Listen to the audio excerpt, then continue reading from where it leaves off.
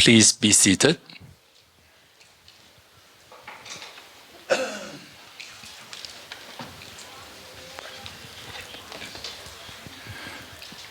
Good morning, venerables, brothers and sisters.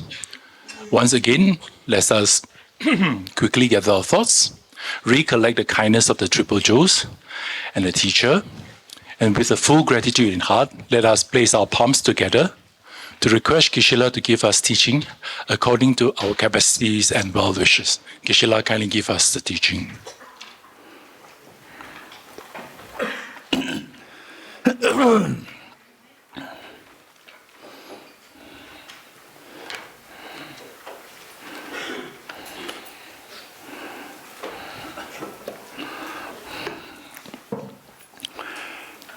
Setting a proper motivation with 3 points. Refuge field, which is Buddha Shakyamuni, His Holiness the Dalai Lama, and all the Buddhas and Bodhisattvas in the space in front of us, and so loving, caring, embracing. And Bodhicitta field to your true grandparents and all of family members, including children, and all other dear mother sentient beings living on the side. And the purpose of this practice is to awaken a Buddha nature, the hidden treasure within us. With this mind, imagine that you are leading this practice and all beings are joining us. Page 4. I go for refuge and am enlightened to the Buddha, the Dharma, and the Sangha. By my accumulations of practice of giving and so forth, may I become a Buddha to benefit all sentient beings. I go for refuge and am enlightened to the Buddha, the Dharma, and the Sangha. By my accumulations of practice of giving and so forth, may I become a Buddha to benefit all sentient beings. I go for refuge and am enlightened to the Buddha, the Dharma, the Sangha. By my accumulations of practice of giving and so forth, may I become a Buddha to benefit all sentient beings. I go for refuge and am enlightened to the Buddha, the Dharma, the Sangha. By my accumulations of practice of giving and so forth, may I become a Buddha to benefit all sentient beings.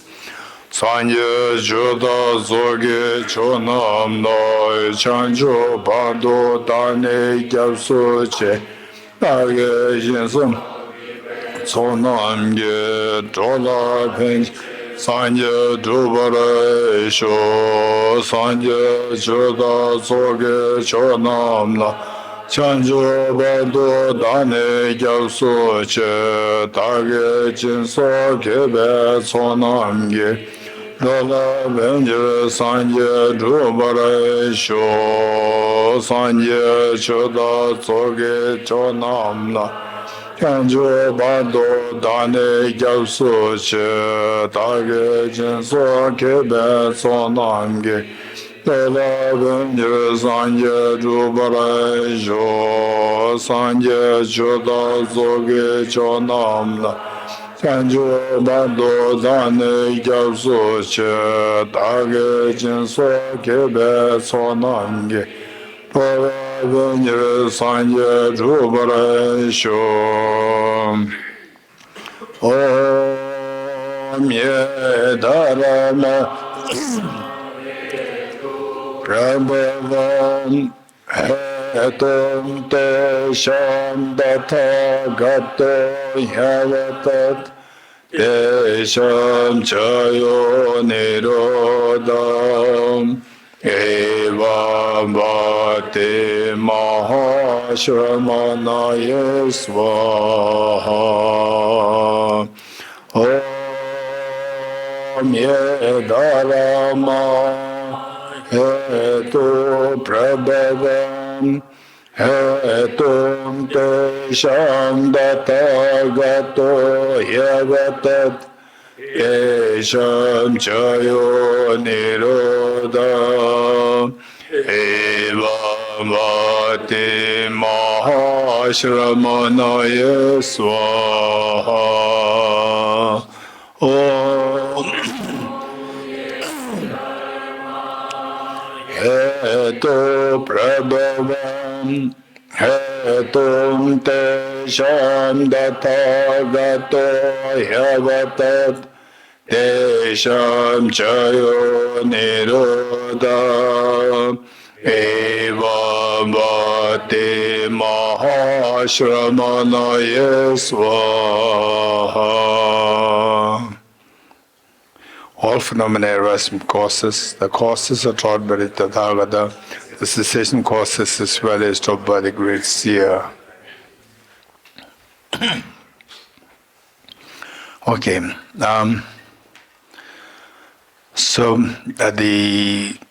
Yesterday what we were talking about is the purpose of life is to awaken our hidden treasure. And okay, so first let us put it like this. In a very secular context, the purpose of life is to stop our miseries and expand our happiness. This is how we can understand in a secular context. Then the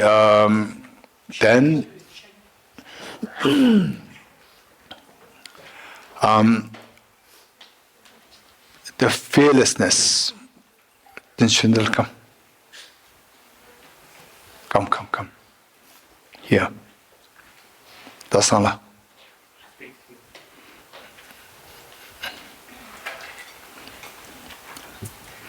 Then Shindal, you want to sit in chair? Chair is better. Dasala. Then Shindal, chair better or? Okay.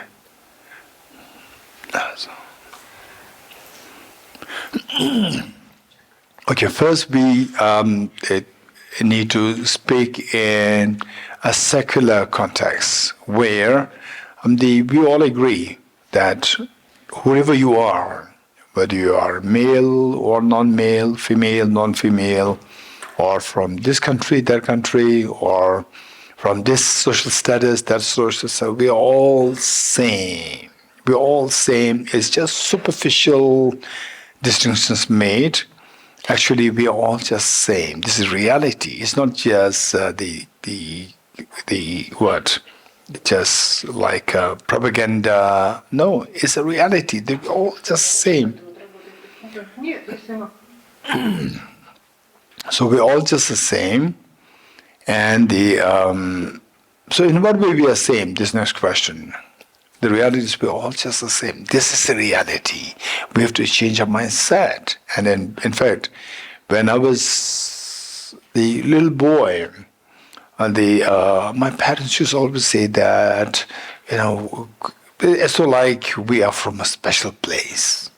And later, they become older and meeting with the Buddha's teachings, and coming to meet with different people, good people are everywhere in the world. In different religions, good people are there. In different countries, good people are there. Bad people are there everywhere. Good people are there everywhere. It's not that one group is better than another group. We are all just the same. So, the Buddha Shakyamuni, from the life story that we have learned, that under the Bodhi tree, he was awakened. His hidden treasure manifested fully. And then he became extremely courageous to speak against any form of discrimination. To speak against any form of discrimination, gender discrimination, racial discrimination, or any form of caste discrimination, any form of discrimination, he was totally against. And that was 2,500 years ago, not today. Today, where the gender discrimination is much less in comparison with like 2,500 years ago. So there, the gender discrimination is so great, so wide. And the racial discrimination, caste, creed, and so forth, there's vast discriminations there. Discrimination gap is so big, and yet the Buddha stood so firmly against all these forms of discriminations. The next question is that what made him so strongly a great advocate? For example, male, female, he's a male. And in society, he was the prince. son of a king. He was a prince. Why did he have to fight for all the people who were suffering because of the caste discrimination, gender discrimination? He's a male. He doesn't have to worry about himself. But why he is fighting against all these inequalities is all because that he discovered something. What is that? He discovered a hidden treasure that is within everyone. And on that level, we are all just same. Male, female, no difference. This caste, this creed, there's no difference. This is reality. So this is what he discovered. And he becomes so confident. Where discrimination happens, this is a backwardness. If you do the discrimination, you engage in discrimination, you are backward in your thinking. You don't see the reality. You are ignorant. So the society is following that. The society is backward. Why should we underestimate ourselves? Why should we put ourselves as inferior? The real inferior is that when you discriminate, engage in discrimination, gender discrimination, racial discrimination, caste discrimination, and so forth, status, and so forth. So the Buddha was so determined, so they realized that everybody has this, what is known as the hidden treasure, which he calls as the Buddha nature. Everybody has it. Everybody has it. Believe it or not, everybody has it. So in comparison with the time of the Buddha, today is amazing. It's amazing. Everywhere in the world, somebody, generally speaking, if the common people are educated, anybody from any group can come up as the leader. In those days, impossible. You should be born as a special child. But today is very different. So today is very, very, very matured, way matured in comparison with what was like 1,000 years ago. So what is that thing which made the Buddha so confident? The Buddha nature, the presence of Buddha nature within us. What is this Buddha nature? How do we know that it exists? So yes, last time we talked about In Praise of Dharma Dhatu. In Praise of Dharma Dhatu by Nagarjuna. So it is in this composition is included in this text, and I vaguely remember that we did this teaching here in Deer Park. I vaguely remember it. I don't remember too well. So that is something that we have to study. Okay. So what is Buddha nature? I'm going to quickly explain this to us. They share with us, and we'll explore together. What is the Buddha nature? So that you have this potential, I have the potential, we all have this potential for whatever we are seeking, ultimately what we are seeking, not just a superficial thing, ultimately what we are seeking. For example, some people will say that I just want money, I just want a good health, I just want my family members to be happy, and I just want adventure, and so forth. Yes, there's nothing wrong. Why? The next question: why adventure? Why you want the family members to be healthy?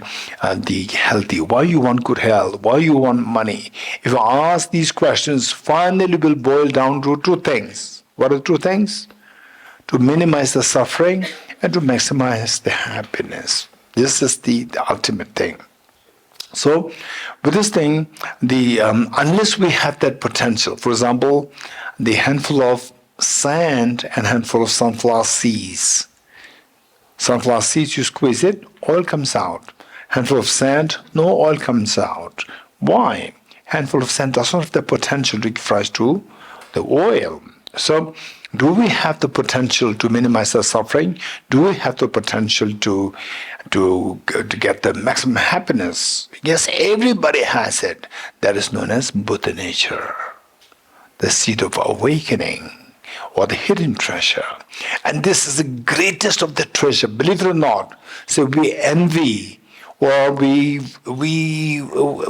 say we're envious, or sometimes we also appreciate, we admire the Elon Musk for his wealth, Albert Einstein for his intelligence, and like I don't know, Trump. Right, but some very powerful people who have incredible positive influence in the world. Well, we admire them. You have it yourself. You have it yourself. Inside, the hidden treasure inside. But what you see superficially there, this is nothing in comparison to what you have. You have an incredible great treasure. This is what you have to discover it. So, when you get confidence in this, then you will never feel hopeless. And then considering this, the potential within us, and even in the next life, there's no fear of death. Because this potential you carry wherever you are, is with you wherever you travel. And your job is just keep uncovering this treasure. As you keep uncovering this treasure, every moment is beautiful. Every moment is a song, a beautiful song. It's extremely beautiful. So, having said this, the question is, what is this Buddha nature like? And how do we know that it exists within us? And once you know that this is Buddha nature, and I know that it is there, then the next question is how to awaken it, how to unravel this Buddha nature. Okay, this is our job. So with this mind, first let me quickly explain the Buddha nature. Let's say that, let me give you an example of, say a very dirty water. A dirty water, okay, say the young boys and girls here, you know the Yamuna River in Delhi. You know that? Okay, how many of you don't know Yamuna River in Delhi? Raise hands. How many don't know? Or you don't know? If you don't know, it's very easy. Ask these young boys and girls. They'll tell you. It's very nice.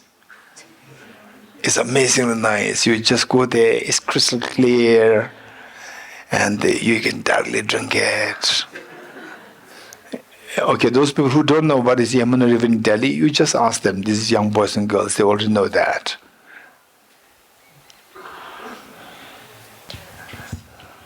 And okay. Rahul, your name? Prashant. Prashant, you know Yamuna River? You've seen that? Yes. It's good? Okay. Okay, so and the Yamuna River is, okay, who can explain this? Raise hands.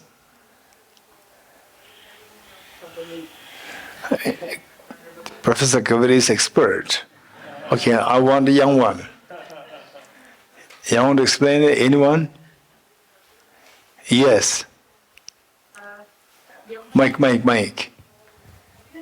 Raise hand. Good. So this Yamuna River, it is like kind of in Delhi.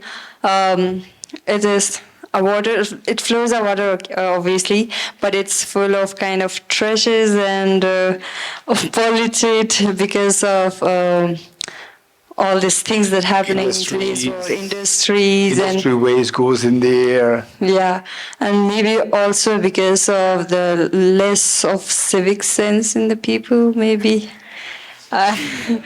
irresponsibility, maybe something like that. So yeah, it's kind of full of treasures. If for everyone who didn't know about Yamuna, it's kind of it's not very pleasing to see. Exactly, that. and you can drink it. No. Are you thirsty? No, we don't. No way. It's very dirty. And I would say greatly it is because of the industrial pollution. All the ways they have thrown with this. And the people, we can easily, not so easily, people, we can just create a little bit of awareness. Their trash is just nothing in comparison to the chemicals being injected there as chemical waste from the industries. This is worst. Okay, so so we're all very thirsty, particularly when you come to Delhi in the month of May, June, very, very hot, and you feel thirsty, and the only water available is the Yamuna River water. You like to drink it, you don't like to drink it. Okay. So now what we do is that this is no, the MTAG. So MTAG raise hand. Okay, MTAG. So she uses the purification system, which involves reverse osmosis and ultrafiltration. So with this,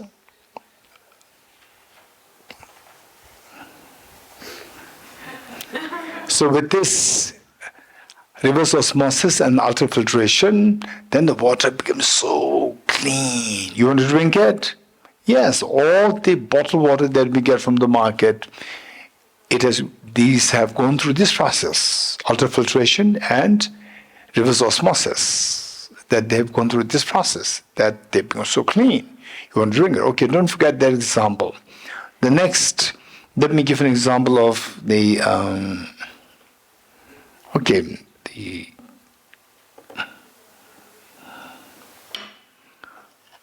let's say this mug. I've seen a golden mug made of gold. And so with the water, very dirty water, through Chenzomla's technology, it became very clean. So with this also, there must be some technology to make it gold. So what I did is that I removed the mud particles, sand particles to make it gold. And what happens? Instead of this mug becoming gold, the mug disappears. Okay, my question to you is, why, in the case of the water, remove the dirt, the pollutants, instead of the water disappearing, water becomes extremely clean and pure. With this mug, instead of the mug becoming gold, you remove the particles from the mug disappears. What is the difference? Anyone? What's the difference? Anyone? Raise hands. Chetan. Geshe-la, I think because of the process, the true nature gets unraveled. So for the mug, the true nature gets unraveled? Yes. For the mug? The true nature is the clean mug. Oh, no, the mug. Wow, that's nice. So this is what I dream of now. Chetan's making it happen. The mug, true nature, the gold comes out.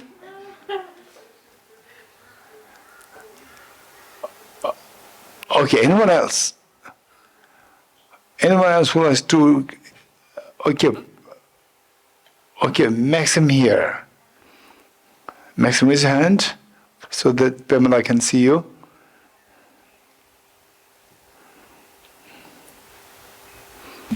Гешла, в загрязненной воде есть чистая вода, а в керамике не присутствует золото. Поэтому мы не можем очистить кружку от того, чего в ней нет.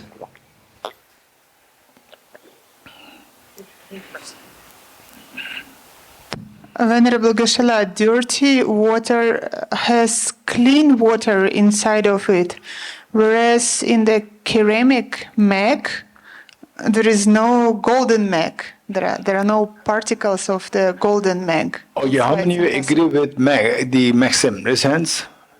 Very good. Okay, the Pamela also agrees. Wonderful. Pamela, now take the mic and give it to the lady at the back next to your mother. Over there, and yes.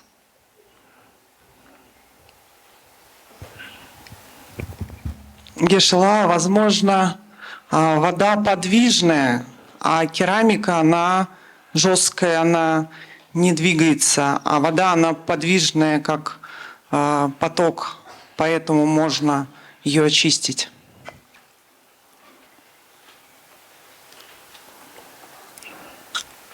Venerable Geshe-la, perhaps maybe water is moving like a flow. Like what I mean is like water is mobile, whereas the ceramic or mech is like a solid. That's why we cannot clean it up so it becomes the golden.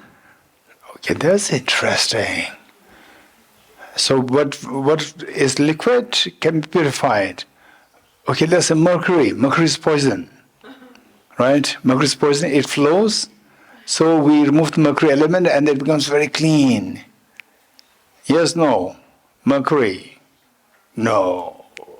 Okay, anyone else? Anyone else? There's one, your name? Tokar, anyone else? Anyone else? Okay, Sasha, anyone else? Okay, I'm looking for new hands. Here. Your name? Alex. Alex, raise hand. Yes.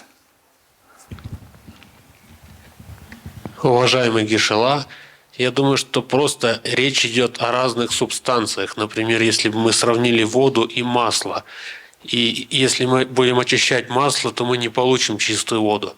Также и здесь речь идет о разных субстанциях. Золото и керамика. Из одного невозможно получить другое.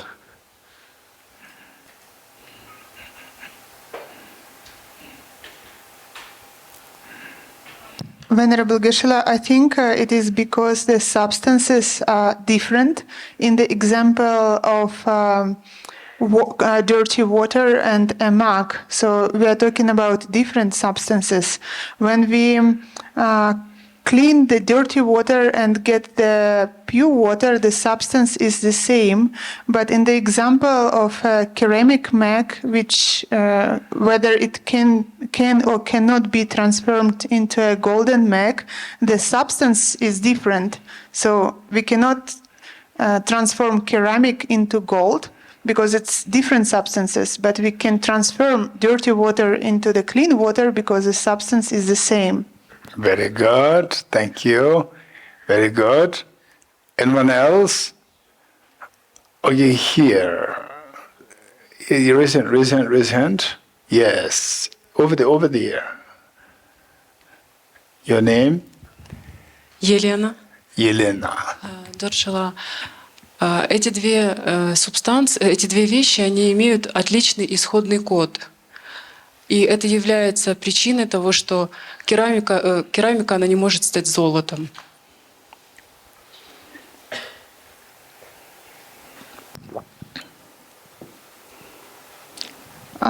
Venerable, literal translation.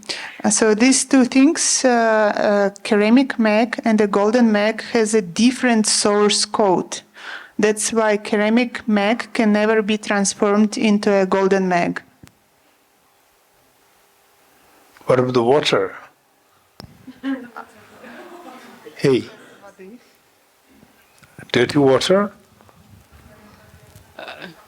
Грязная вода. Еще раз. Say it again. The translate again. Hello? Venerable Geshe-la, No. This is Jumla. Translate what I said. But she explained only the ceramic and the gold, not the water. Do you want to clean water? How to explain that water part?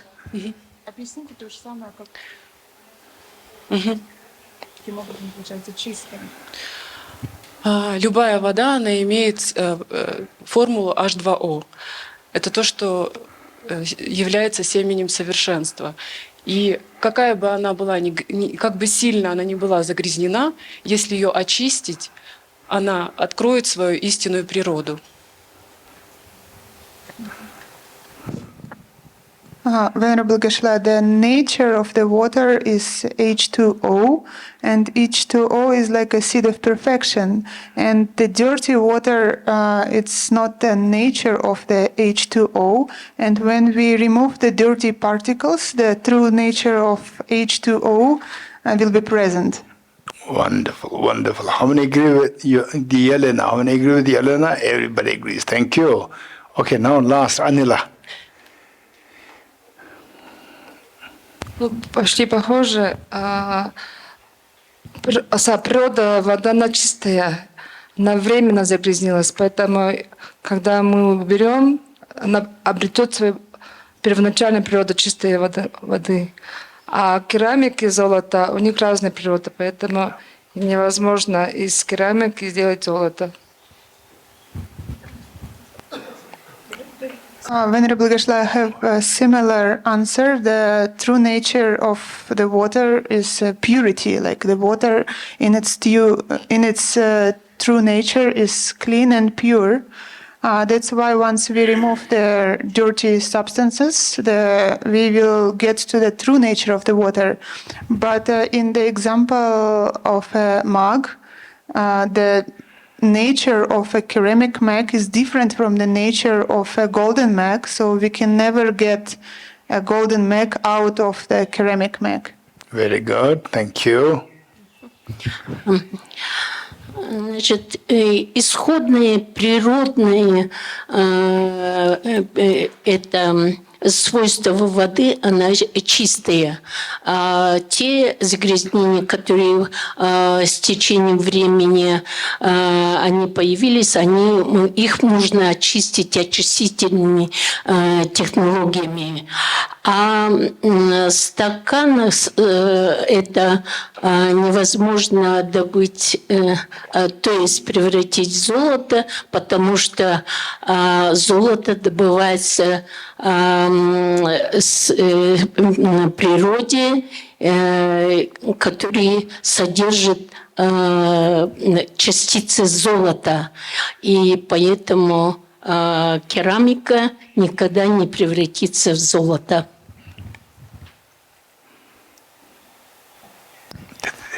Venerable Geshe-la, the true nature of water is, like the previous Anila already explained, is purity, and the true nature of water is clean and pure, and all the dirty particles or dirty elements are temporarily. Once we remove the dirty elements, we will get to the true nature of the water. But we can never get a golden mug out of a ceramic mug, because gold is a source of gold. It's a different environment. That's why we can never transform a ceramic mug into a golden mug. Thank you. Now the next Anila, the Pemayanji will translate. Pemayanji, come here. She will translate. She was translating to Bemgajiku. Yes, come, very quick. Если человек состоит на 80% из воды, Listen. Say it again. Человек – это живое существо, да? А керамика и золото – они из материальных субстанций. Поэтому то, что живое, можно легко превратить. А человек точно так же может себя очистить, потому что он живое существо. Он может себя очистить от омрачений на 100%, я так считаю. Уважаемый Geshe-la, я хочу немножко поправить или дополнить Анила. Я хочу сказать, что вода имеет природу чистую, точно так же, как и человек.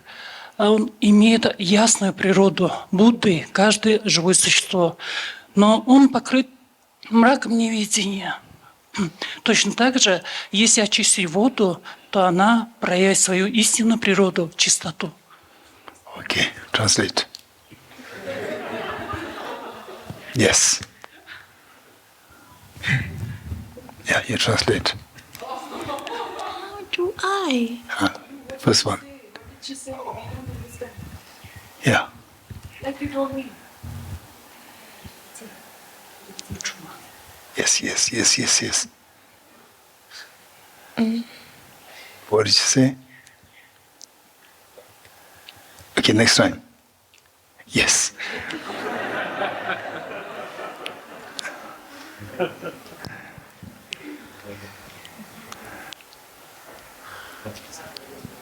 It's my problem, because His Holiness speaks for 5-10 minutes. I have to translate, and then it's very difficult to do all the thoughts lost, chain of thoughts lost. I cannot translate. Okay, this is what happened. 2 people. Okay, next time. Good.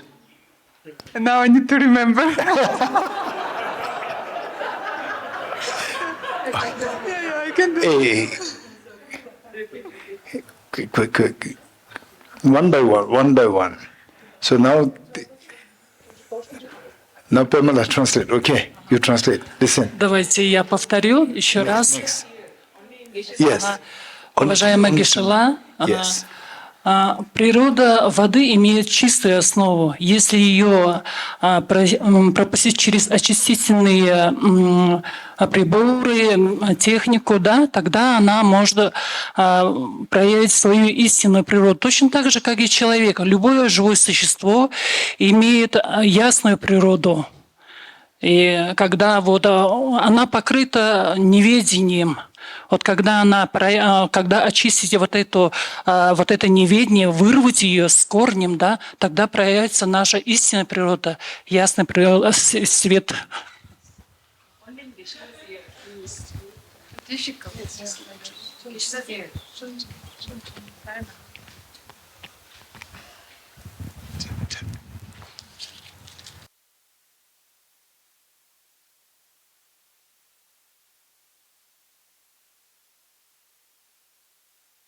Okay.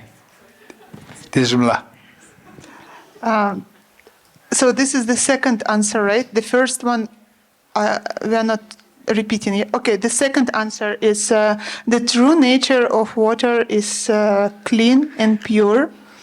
And once we clean up the dirty water through the purification process, by the means of the purification process, we will get to the true nature of the water.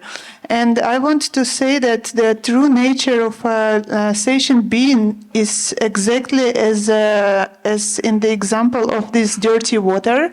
All sentient beings also have their own seed of perfection, their own Buddha nature. And why we don't see that Buddha nature? Because it is obscured by the mental defilements. And as soon as we get rid of these dirty particles, which are the mental defilements, we will get to our true nature, which is clear light. Very good. Okay, thank you. Thank you so much. Okay, now what we learned is that with the dirty water, in essence, what is being said by all of you is that with the dirty water, however dirty the water is, the true nature of the water is so clean. So when you remove the dirt and the pollutants, you remove the dirt, we don't remove the true nature. So dirt is removed, true nature of the water, just the manifest.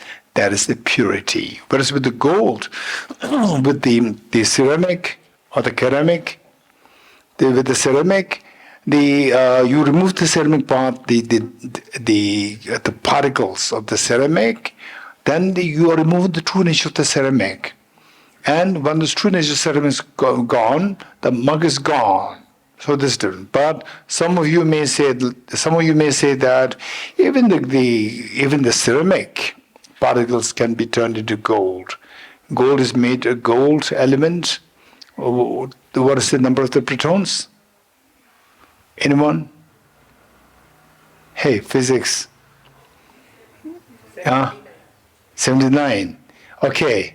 I'm sure I'm going to quote Prashant. Right? While quoting, if it's not, I'm not responsible. So, at the dirt particle, maybe it's less than 10 or maybe less than 15, but the gold is 79 protons.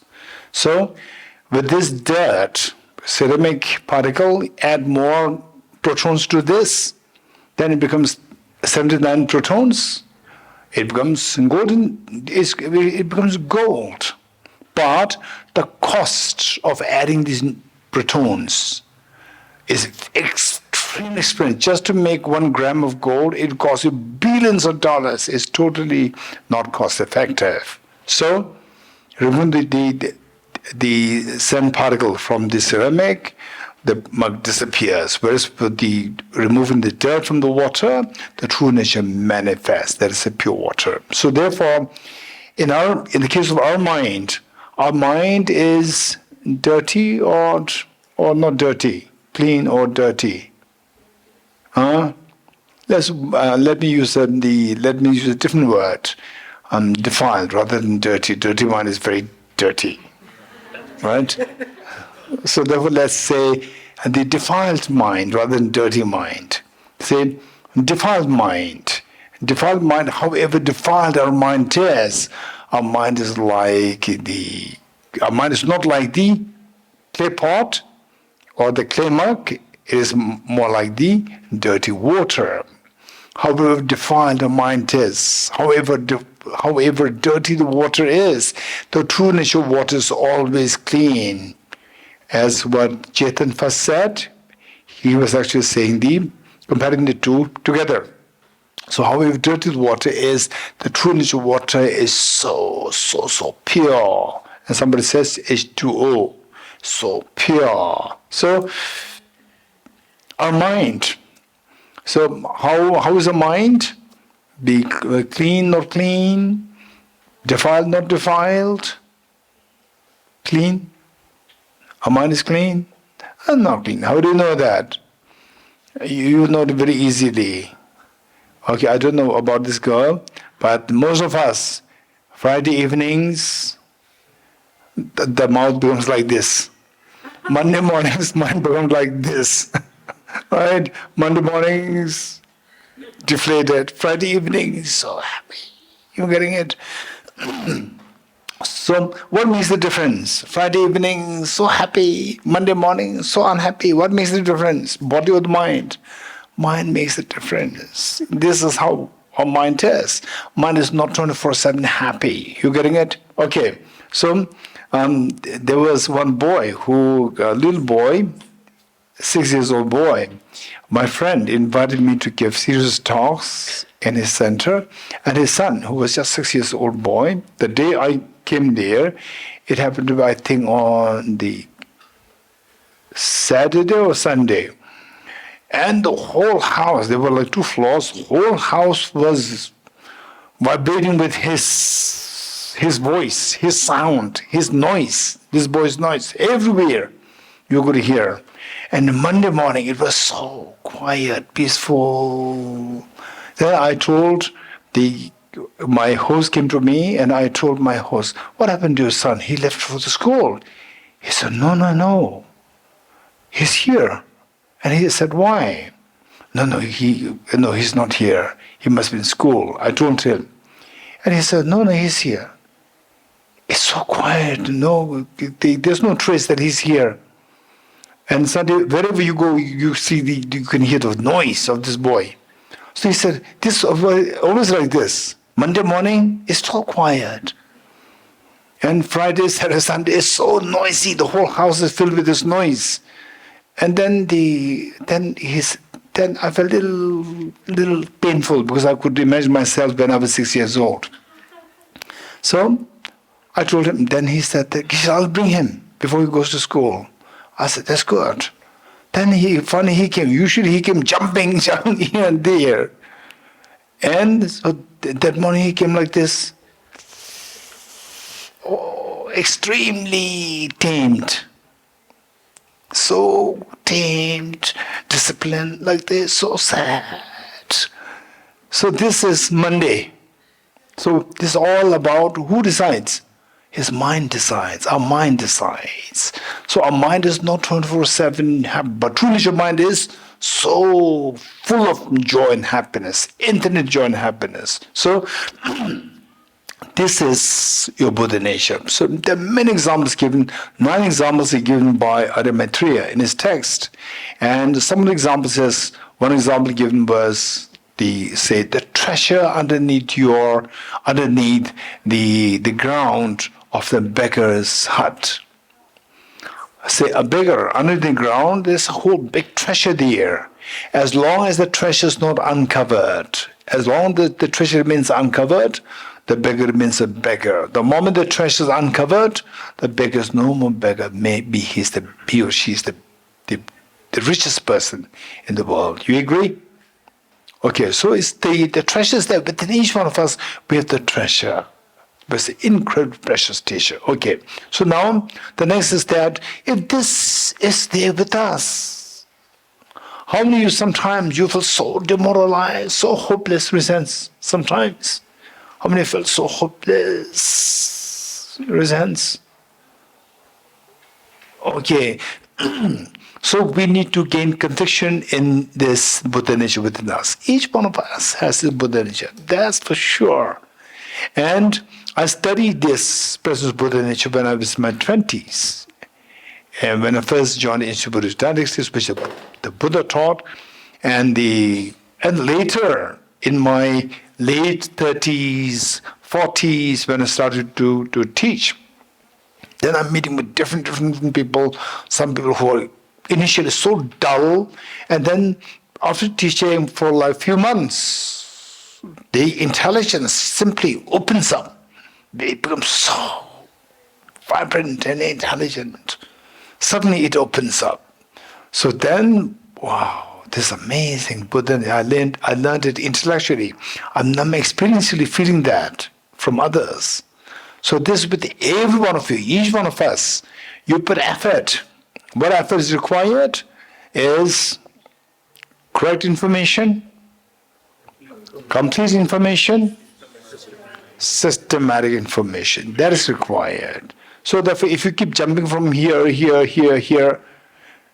digging too many wells, you will not get water. Don't forget it. Digging too many wells, you will not get water. You're going to get expecting here. I would, to be very honest, I would say just the great Nalanda tradition. Study this, you get the master key, you know everything else.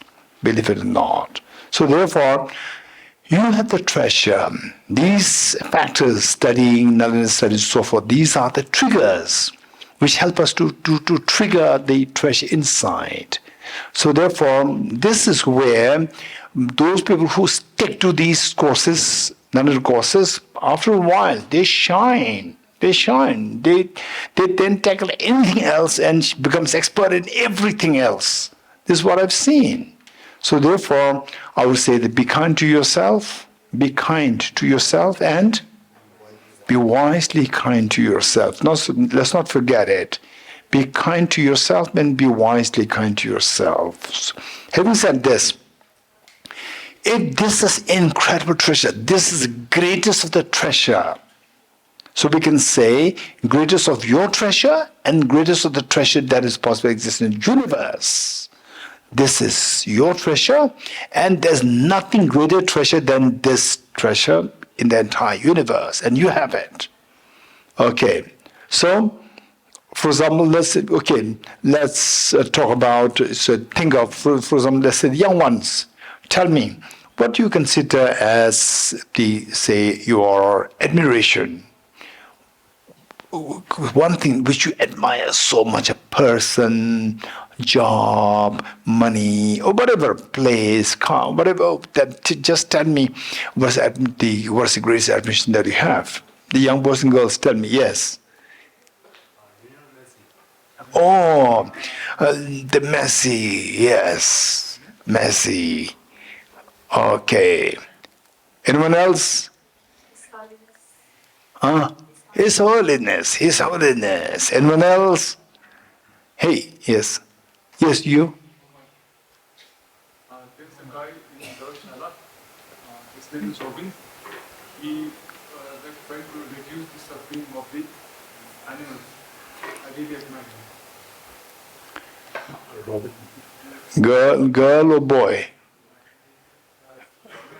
I know. Robin, there are two Robins.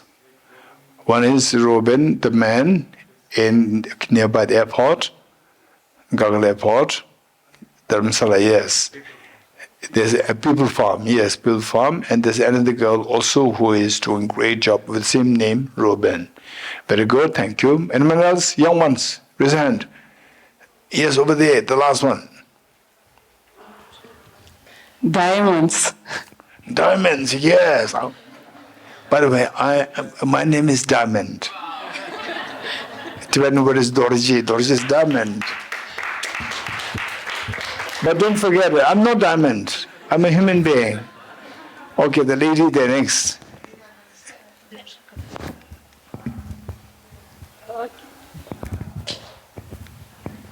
I very inspired Milarepa. Just amazing. Very quick. Young ones. Hey, young ones. Hey, they tell me, Chunzumla. His Holiness and the boy next to Chunzumla. Messi. The girl behind. His Holiness. Hey, the physics. I don't remember the name. In Pakistan, there's one girl who runs this NGO for. Mike. I don't remember the name properly, but there's this girl in Pakistan who runs NGO for the suffered animals, mostly donkeys, like who are left alone after they are used for workloads and all. Wonderful. So she takes all those donkeys and then she keeps in her NGO and she feeds them very well, and then she keeps them forever, like rest of their life in her NGO. And I feel that's a very good work, especially in a country like Pakistan, because people there, they have a very less sympathy for, like, most of the people. Like, I feel what she's telling, what she has suffered through. So What about the chairperson of NASA? of course, like, that is one of them. But then I just remember her. Like right now, I just remembered She her. wants to join NASA. Don't forget it. Okay, the girl here. So I think mother. Don't think. Okay. Your role model or somebody who you admire so much. Somebody, I'd like to become one like this.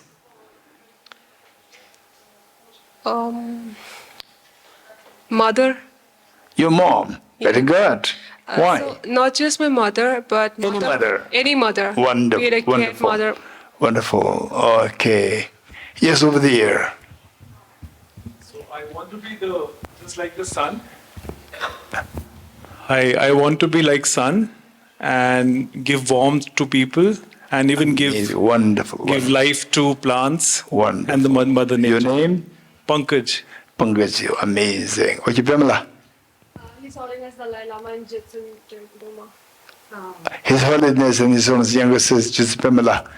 Okay, hey, here, Doala.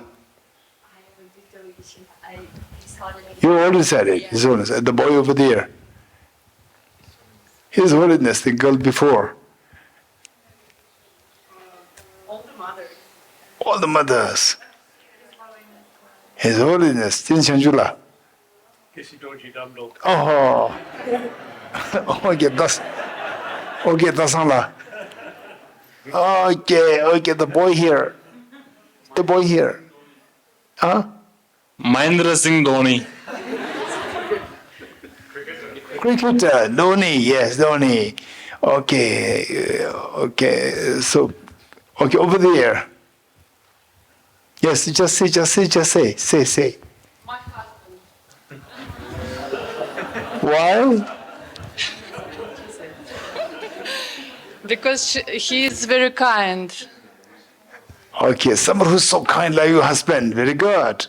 Okay. Like Buddha. Like a Buddha, amazing. He's here. Where? Okay.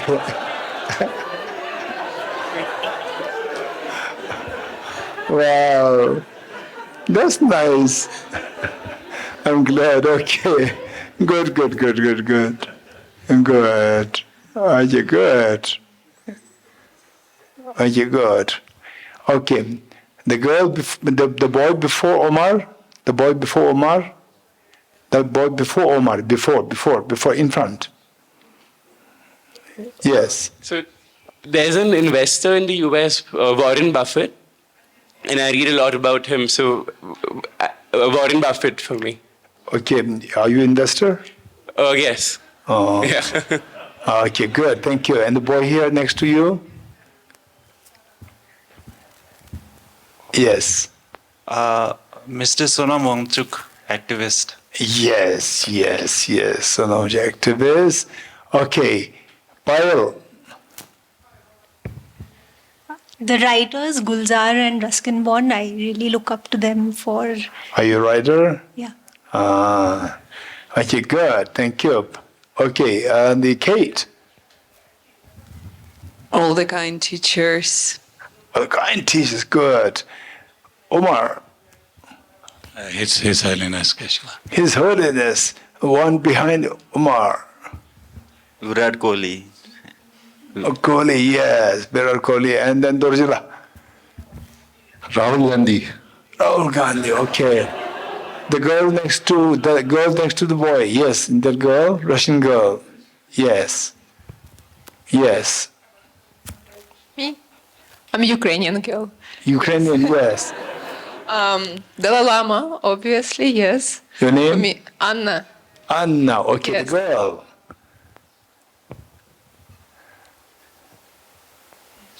Yes. I really admire to be a chief defense personnel like Colonel Sufia Qureshi, who recently defeated Pakistan during Operation Sindoor. Not defeated, but Okay, who involved there? Who was Yeah. involved? The main person involved. The boy behind you? Chris Bumstead. Who is that? Canadian bodybuilder. Okay, bodybuilder. Okay. The next boy? Veshala, His Holiness. His Holiness, the girl. Gyaba Mate. Who is that? He's a physician. He's healing people from addiction and thing. Physician. huh? Okay. Thank you. The next girl. my mother. Mother. The next girl. Saying my mother. Mother, and then the what is the Pankaj? Not Pankaj. Your name? Gopal. Gopal. His Holiness. His Holiness. Very good. And the gentleman. My father. Father, yes. Girl dear. Thich Nhat Hanh. Thich Nhat Hanh. And then the Liliana. Honestly, Elon Musk. Elon Musk, yes. And the gentleman? Gandhi. Mahatma Gandhi, yes, over there. Владимир Зеленский. Who is that? Zelensky, yes. Buddha. Bhutan. Buddha. Buddha. Okay, and okay. So now there are many of you here. I can see that. So let me give you a chance next time. Okay. By the way, Pema, tell me what about you? Your admiration, yes. Mom. Aha.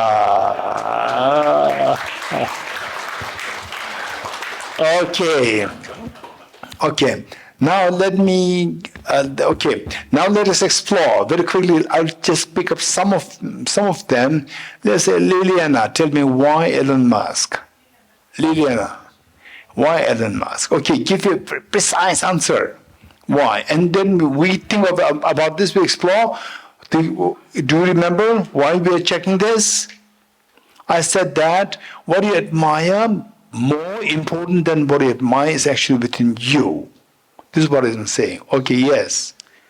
And very shortly and very briefly, I think because all his intention he put in the practice. He does not give up easily. And usually I admire people who work a lot and give result. And Lillian is somebody who wants authentic. She herself is very, very authentic, very genuine. She wants only things, the genuine things, not the adulterated things she doesn't want. So you say something, you put in action. She's more an action person. This is Liliana. So now, if your Buddha nature, the true nature manifests, you are the one who would be so courageous to put all what you say into action. Everything. You can do that. So what Liliana sees in animals, you have that potential to actually do that. Okay. Okay, where is the Messi? Yes, why Messi? Oh, Mike. Raise hand, and also tell your name. My name is Tashi. Tashi. And I like that how Messi is good in football, and even though he's so good in football, he always stay humble. Even he's the best in the world, but he always stay humble with all players who's junior than him, and that's what I like about him. Extremely skilled, plus very humble, right? So your Buddha energy, if it manifests, sometimes Messi becomes angry. You know that, right? You know that. You getting it? Your Buddha manifests. You become the best of the football, best skills, where the ball will never leave you. Messi is amazing, but the ball leaves him sometimes. But your Buddha manifest, ball will never leave you. It will always attach to you. You're getting it? Meanwhile, you are the humblest person, no anger. Right? Somebody who comes to push you, you look at him, his mind changed. You have that potential. You're getting it? Messi. Okay, who else? Somebody who said something different. What did you say? Anyone? Oh yes, Prosk. My grandmother is a really legend. She's not Buddhist, but I think she's a bodhisattva. She's very kind for all people. So Prosk admires the kindness and compassion demonstrated by her grandmother, although not Buddhist, but a real bodhisattva. Okay, so there, Prosk admires compassion of somebody, kindness of somebody. And each one of us, we have that potential to be of the greatest of the compassion to all the sentient beings.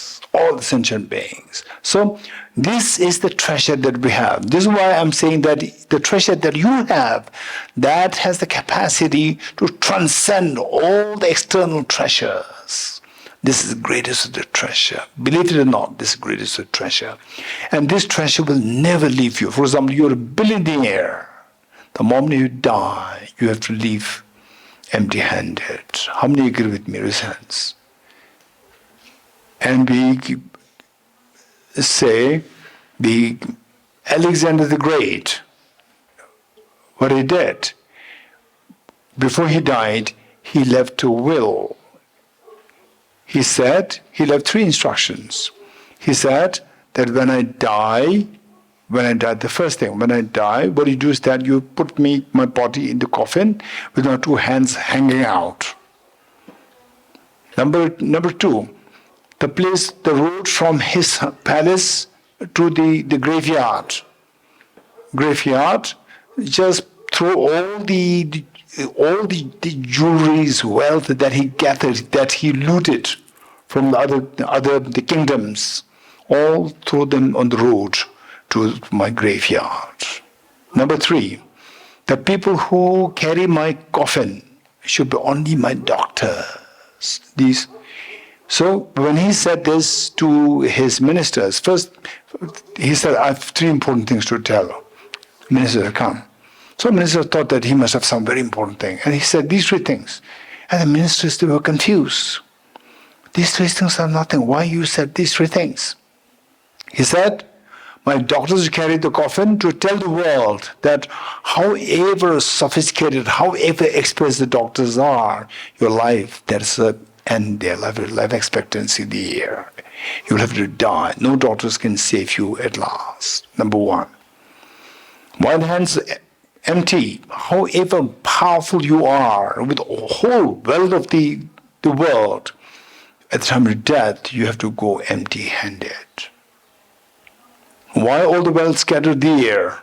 So no matter what you loot, thinking that this will make me happy, there's no difference between the stones sitting next to this well and the well that I'm throwing. I have to leave empty-handed. So this is reality. In a way, I don't know, reality be what this Alexander the Great, his personality, I don't know.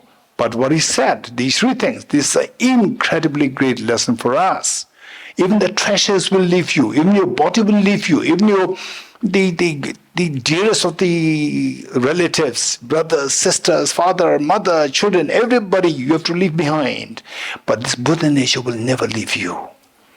This is so precious. If you know how to harness this properly, this will never leave you. And this will guarantee that you are totally free from all the miseries. This will guarantee that you are the happiest person in the world. Whether you have wealth or no wealth, you are the happiest person. Power or no power, you are the happiest person.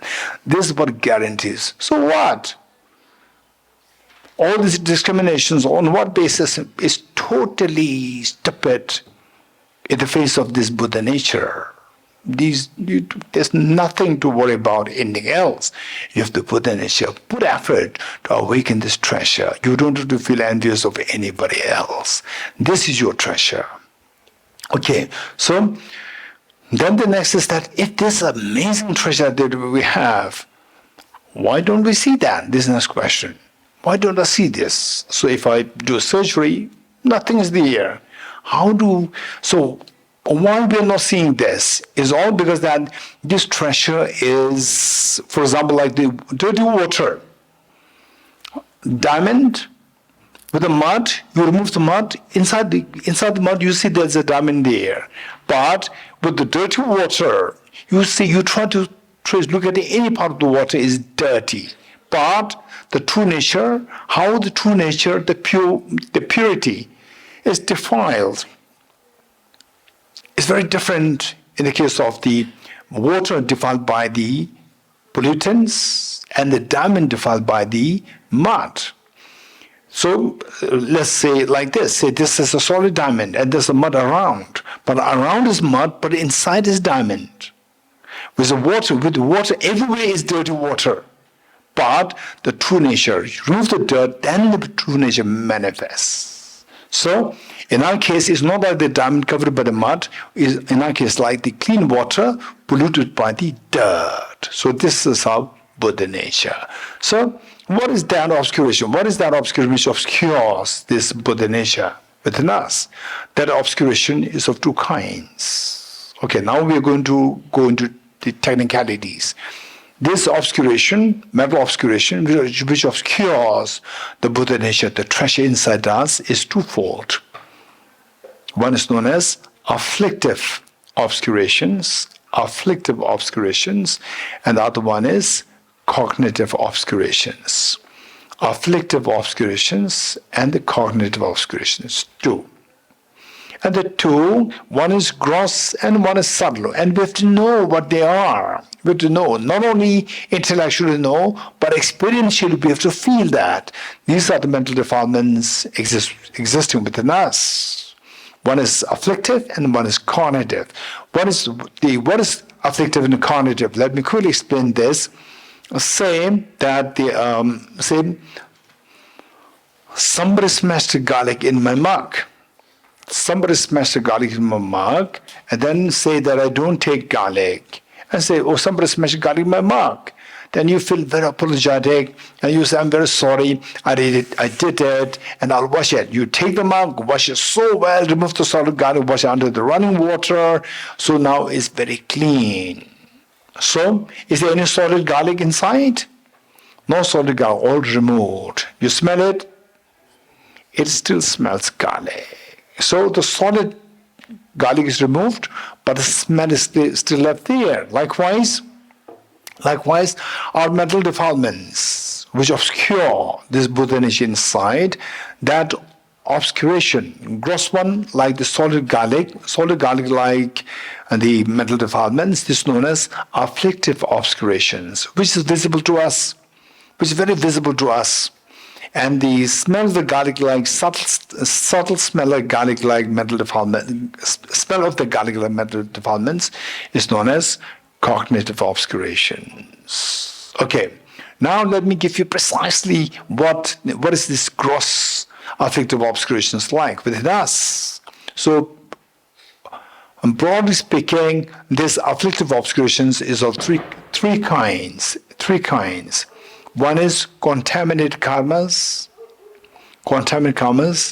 and number two, afflictions, and number three, the active seeds. Number one, contaminated karmas. Number two, afflictions, and number three, the active seeds. Active seeds of these two, about the first two. Active seeds of the first two. Okay, these are three.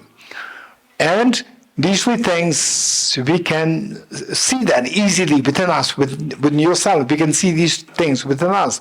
For example, how many of you know that at times you have anger issue, attachment? For example, okay, one thing I forgot. I like to ask this girl at the back, what is your name? Yes, Diamond. Okay, Nelly, tell me why you're so crazy after Diamond? Because I want to shine bright like a diamond. Huh? You know, because diamond, they're shining. And Yes. I want to shining too. You are already shining. Yeah, I want to be. So now that's the end of your job. Yes. Now no more Diamond. No, why not? We can be both of together. Why not? Okay, in fact, more than Diamond, there are other things which are shining. Light is shining. In the night, Diamond would not shine. Okay, but light, they don't have a value. But diamond, it's a big value. Okay. You love the value. Yes. Okay, why you love the value? Why not? No, you are the one who love it. I did not say my point of view. Why? Why you love the value? Be very honest. Huh? I don't know. Okay, I'll give you a choice. Say a diamond, a small piece of diamond which is worth $1 million. Okay. And solid cash, $1 billion. Which do you prefer? Cash.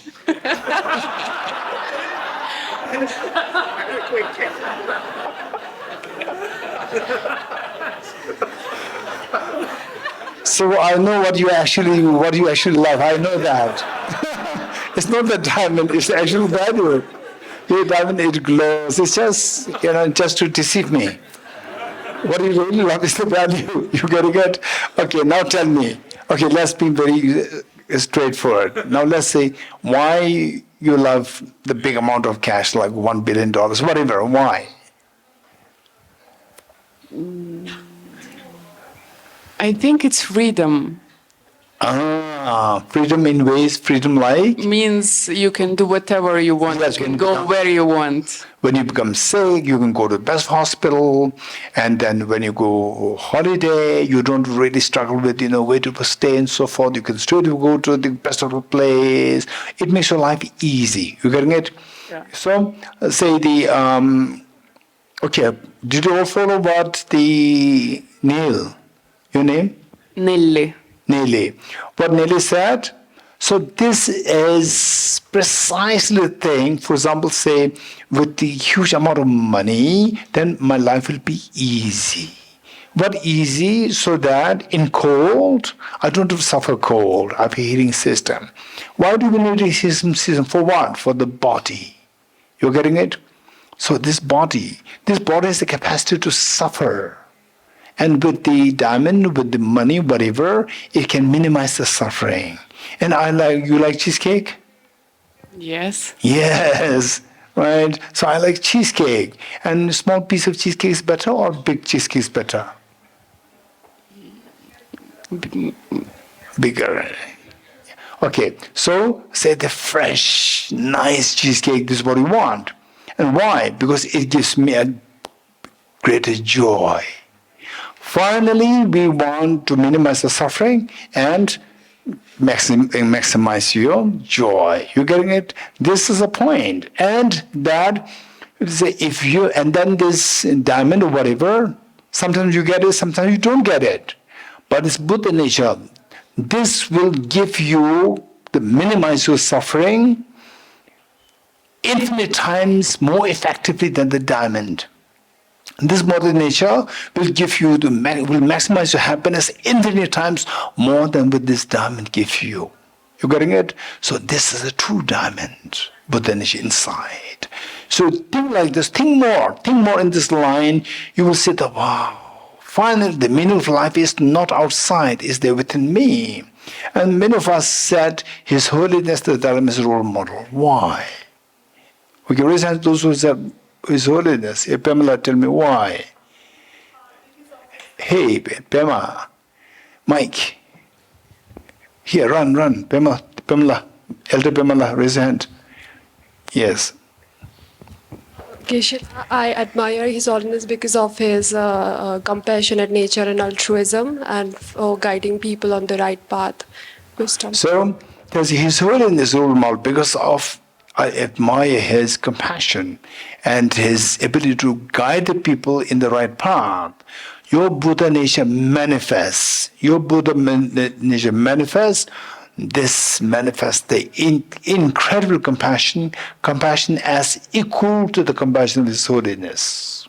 Your Buddha nature manifests. It will guide infinite number of beings. The way His Holiness is guiding the beings, you will exactly lead the beings to enlightenment. So, His Holiness is actually within you. Replica of His Holiness is actually within you. But His Holiness in Dharamsala is not always with you. Yes? So, but your Buddha nature, if that manifests, is always with you. You're getting it? So therefore, His Holiness is our external teacher. So, the thing is that the teacher, there are two teachers, external teachers and internal teachers. The job of the external teacher is to introduce us to the internal teachers. Let me repeat it. Teacher, there are two kinds, external teachers and the internal teachers. External job, first we have to meet the external teachers. Without external teachers, you cannot meet with the internal teachers. First meet with external teachers. External teachers' job is to introduce you to the internal teachers. Once you are introduced to the internal teachers, external teachers, you can be separated. But there are stories like Lama Adisha Devangara Shri Gyana and his student, Lama Adisha Devangara Shri Gyana and his student,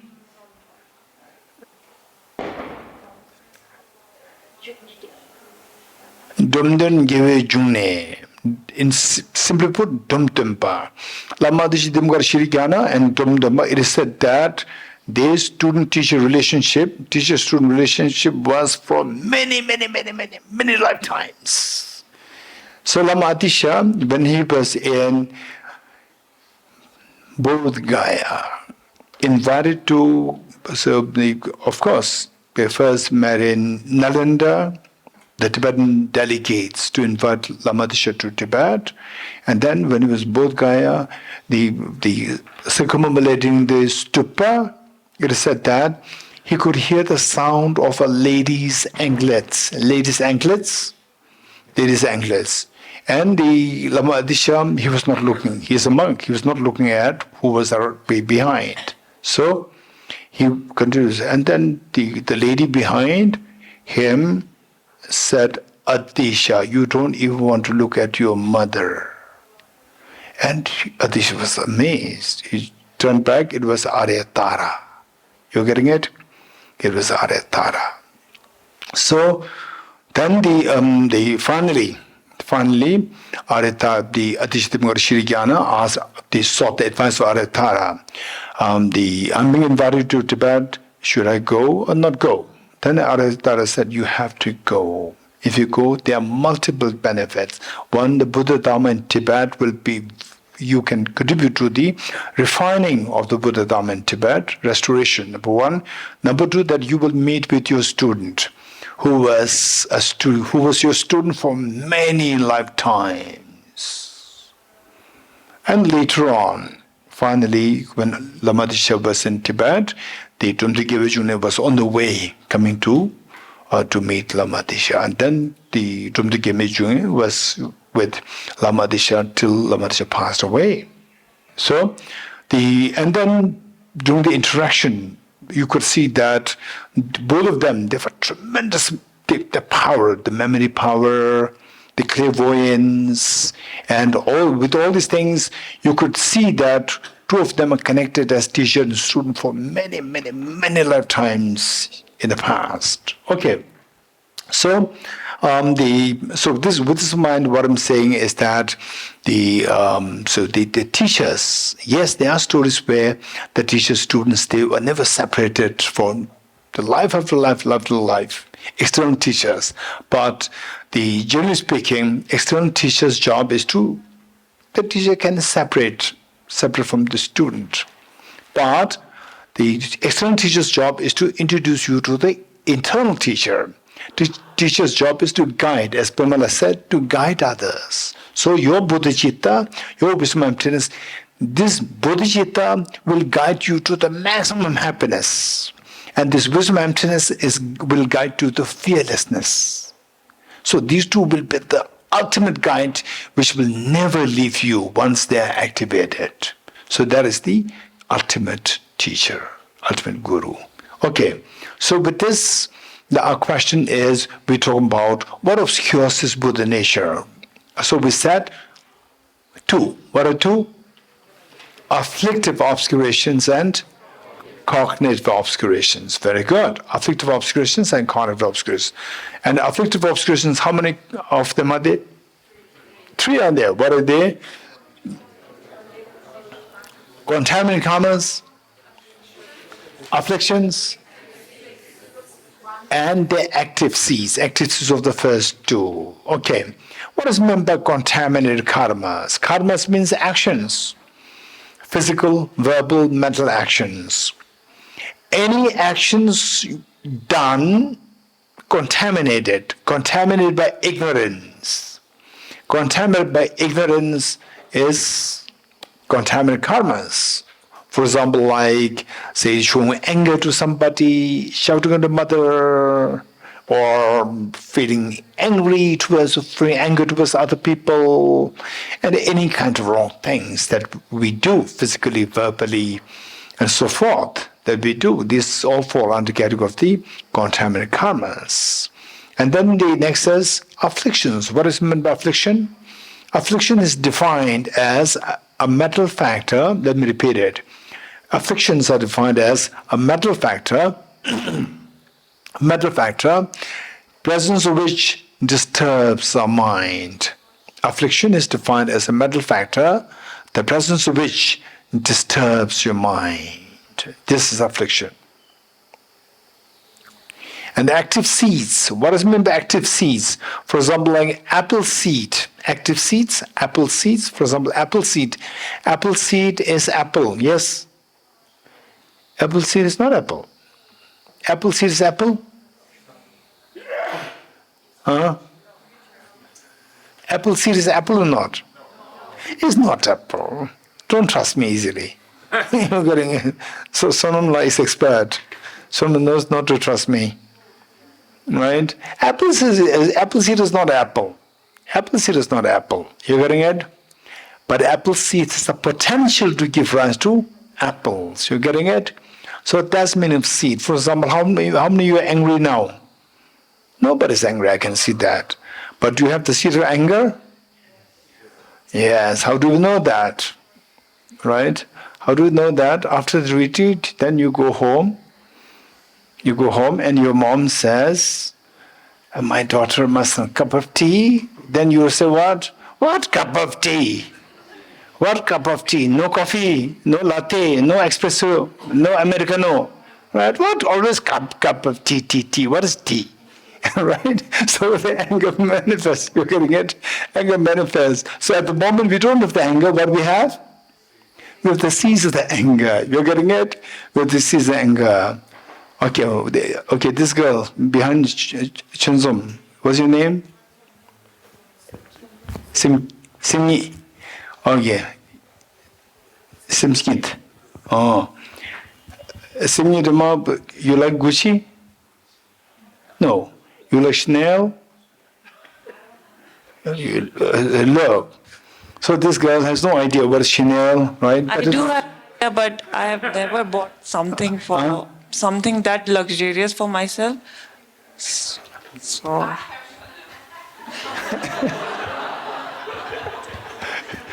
Okay, so some young boys and girls, they have no idea about Chanel, Gucci, or Vuitton. It's very good. Better not understand it.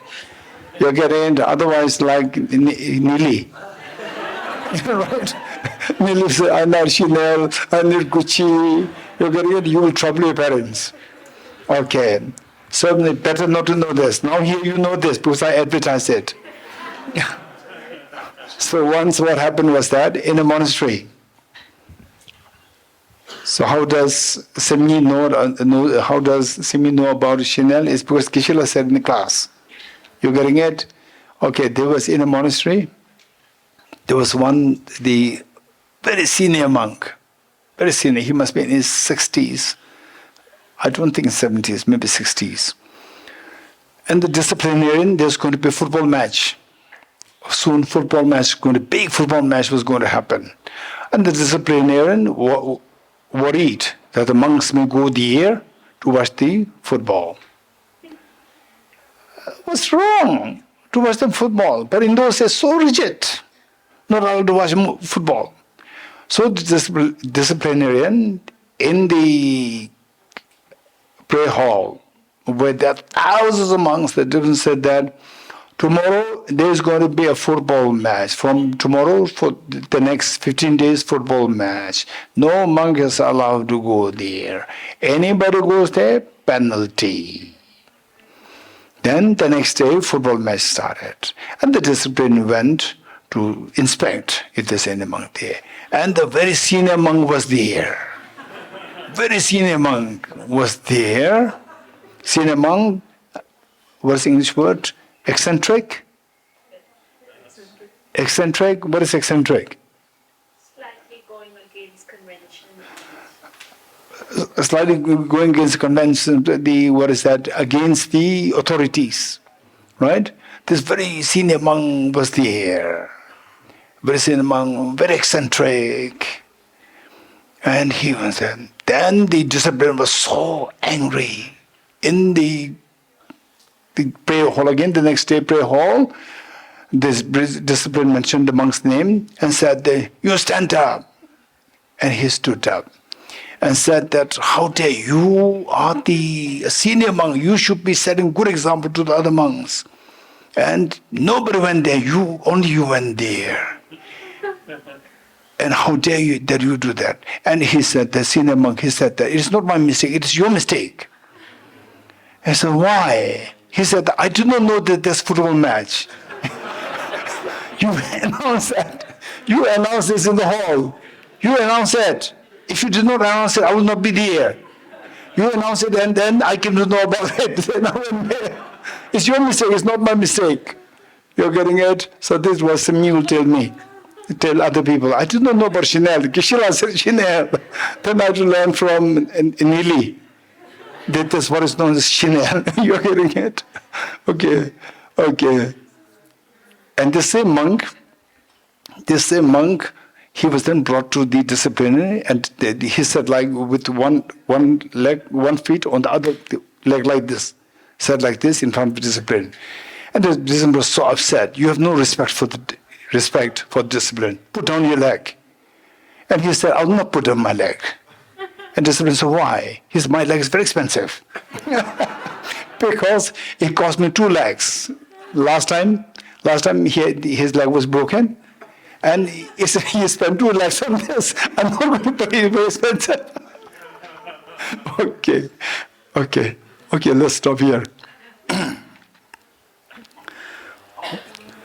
Hage tuje shageri so chong shenge me to dege bonjong bam serge lumbo tabu jebe ko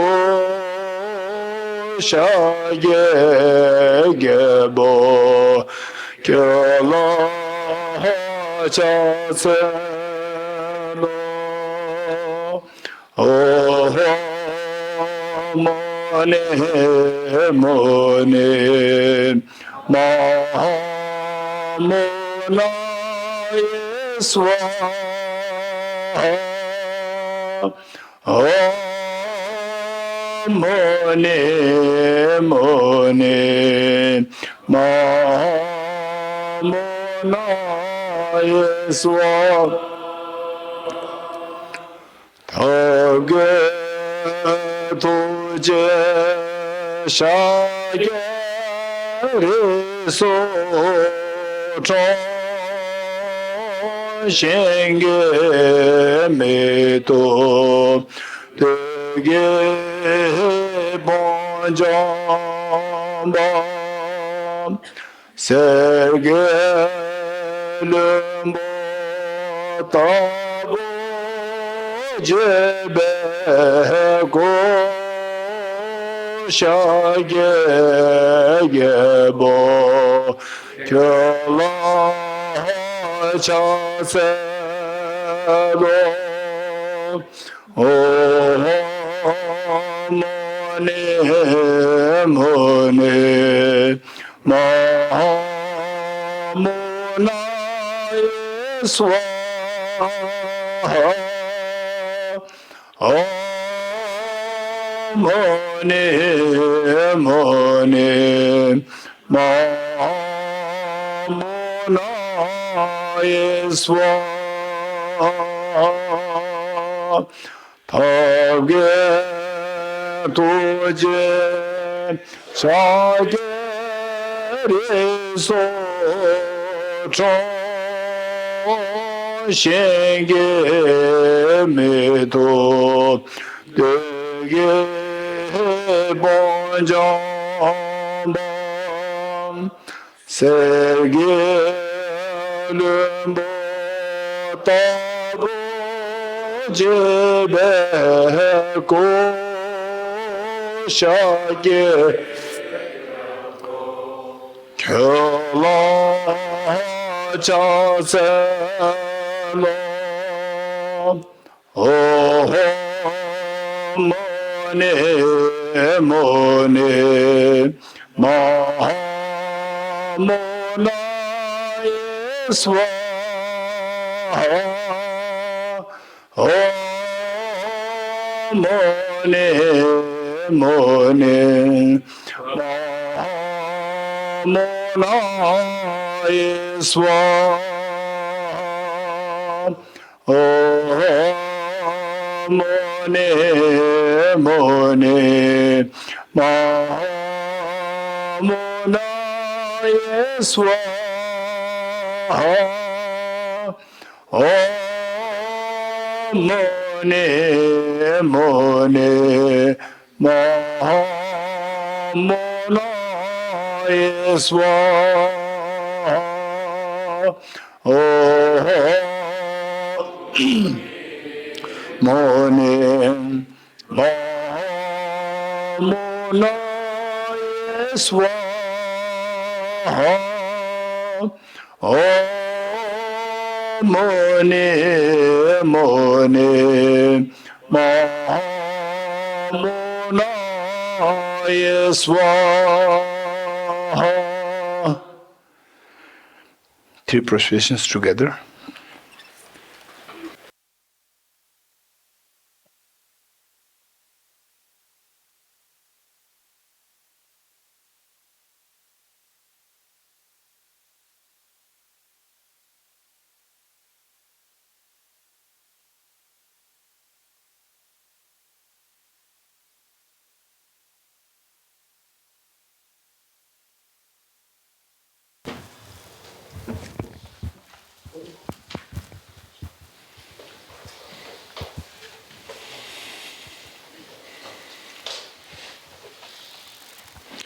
Om Muni Buni Maha Munaye Swaha.